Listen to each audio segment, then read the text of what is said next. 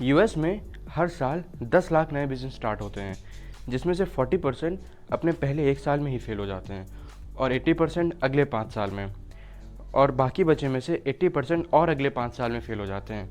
मतलब महज 10-11 साल में 98% स्टार्टअप्स फेल हो जाते हैं। Hey guys, this is boy AK, और आज की इस वीडियो में हम जानने वाले हैं कि आखिर ये स्टार्टअप्स ऐसी कौन सी गलतियां कर रहे हैं जो ये अपने अर्ली फेज़ में फेल हो जाते हैं और बाकी बचे सिर्फ 2% बिजनेस ही सक्सेसफुल हो पाते हैं। और लास्ट में मैं आपको एक ऐसी स्ट्रेटजी बताऊंगा जिसकी मदद से आप अपने कॉम्पिटिटर से काफ़ी आगे निकल जाएंगे। और इन सब के लिए मैं सहारा लूँगा one of the best book regarding new startups, the E myth का। So let's begin. सबसे पहले मैं आपको एक एग्जाम्पल समझाता हूँ। श्याम नाम का एक लड़का पिछले 5 साल से एक पिज़्ज़ा स्टोर में काम कर रहा है। उसका बनाया हुआ पिज़्ज़ा बहुत टेस्टी होता है और लोग दूर दूर से उसका पिज़्ज़ा खाने आते हैं, और इसी वजह से उसका बॉस भी उससे बहुत खुश रहता है और हर महीने की पहली ही तारीख को उसके हाथ में उसकी सैलरी होती है। मगर एक दिन श्याम के दिमाग में एक आइडिया आता है कि वो अपना खुद का पिज़्ज़ा स्टोर खोले, और क्योंकि पिज़्ज़ा बनाना तो उसे आता ही है, इसलिए उसको कुछ खास दिक्कत भी नहीं होगी। अब श्याम सारे इंतज़ाम करता है, बैंक से लोन अरेंज करता है और अपना बिजनेस स्टार्ट कर देता है। मगर अगले कुछ महीनों में ही उसको लोन की इंस्टॉलमेंट्स तक भरने में दिक्कत आने लगती है, तो वो अपनी दुकान फिर से बंद करके और फिर से अपनी 9 to 5 जॉब ज्वाइन कर लेता है।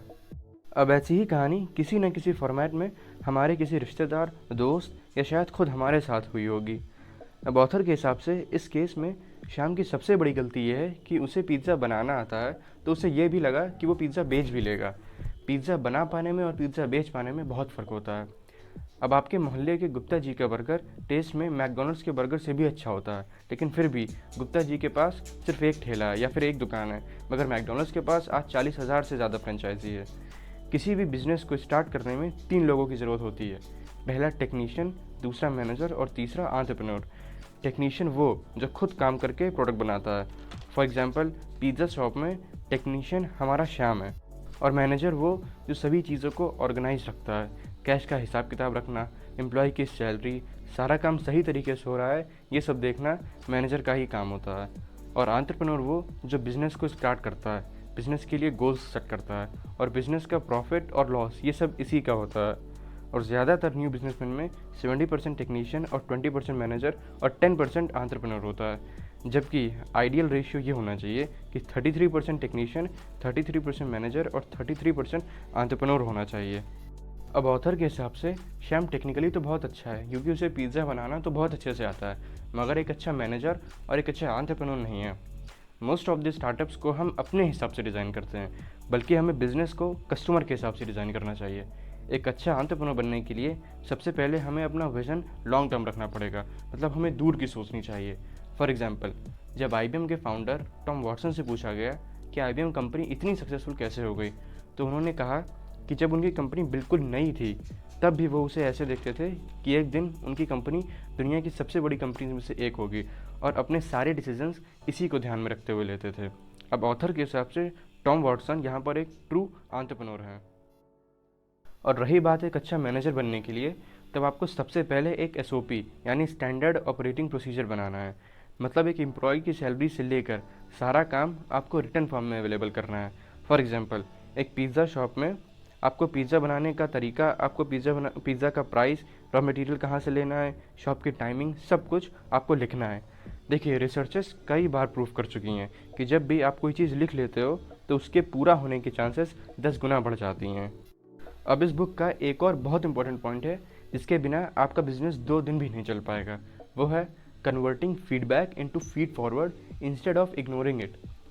अब 90% बिजनेस ओनर्स क्या करते हैं कि अगर उनका कस्टमर कंप्लेन करता है तो वो उसे अपना दुश्मन समझ लेते हैं, या फिर उसकी कंप्लेन पर ध्यान नहीं देते थे।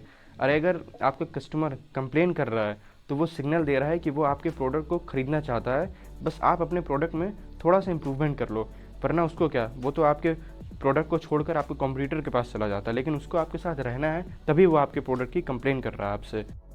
कंप्लेनिंग कस्टमर की सबसे खास बात ये होती है कि वो आपको आपके प्रोडक्ट की कमियां बता जाता है, जो कि आप शायद खुद कभी ना महसूस कर पाओ, क्योंकि आफ्टर ऑल वो आपका कस्टमर है और आपके प्रोडक्ट को आपसे ज़्यादा वो जानता है। अब इस वीडियो का लास्ट पॉइंट है जिसके बिना कोई भी बिजनेस अपने कॉम्पिटिटर से आगे कभी नहीं निकल पाएगा, तो वो है इनोवेशन। इनोवेशन उसे कहते हैं जो उस दिन से पहले कभी किसी ने ना किया। फॉर एग्जाम्पल, एलॉन मस्क ने रियूजेबल रॉकेट्स बनाकर एक इनोवेशन किया और उनके सिर्फ इसी इनोवेशन की वजह से उनकी कंपनी स्पेस एक्स देखते ही देखते इतनी बड़ी हो गई। हर बिजनेस की हर स्टेज पर किसी न किसी तरीके का इनोवेशन ज़रूर पॉसिबल होता है। फॉर एग्जाम्पल, आपकी वही श्याम की तरह एक पिज़्ज़ा की शॉप है और आपके यहाँ एक कस्टमर आया, तो आप उससे ऐसे पूछ सकते हैं कि हेलो सर, आप क्या खाना पसंद करेंगे। अब ये एक बहुत कॉमन तरीका है और इसमें कुछ खास भी नहीं है। और अगर आप उसकी जगह ऐसे पूछें कि हेलो सर, क्या आप यहाँ पर पहली बार आए, जिस पर आपके कस्टमर को जवाब देना ही होगा, या तो ना में या तो हाँ में। मान लेते हैं कि उसने कहा हाँ, मैं यहाँ पर पहली बार आया हूँ, जिस पर आप ये बोल सकते हैं कि हमने अपने नए कस्टमर्स के लिए एक खास ऑफ़र रखा है। और इस तरह से पूछने पर बहुत ज़्यादा चांसेस है कि वो हाँ बोलेगा और वो वही चीज़ ऑर्डर करेगा जो आप उसे सजेस्ट करोगे। तो ये थी गाइस कुछ खास स्ट्रेटजीज जिससे आप अपने नए स्टार्टअप को एक नेक्स्ट लेवल पर बूस्ट करके ले जा सकते हो। तो गाइस आज के लिए बस इतना ही। वीडियो अच्छी लगी हो तो लाइक करें, वीडियो अच्छी ना लगी हो तो डिसलाइक करें। और आप आने वाले टाइम में जिस भी टॉपिक पर वीडियो चाहते हैं वो हमें कमेंट बॉक्स में बता सकते हैं, हम उस पर वीडियो ज़रूर बनाएंगे। Thank you.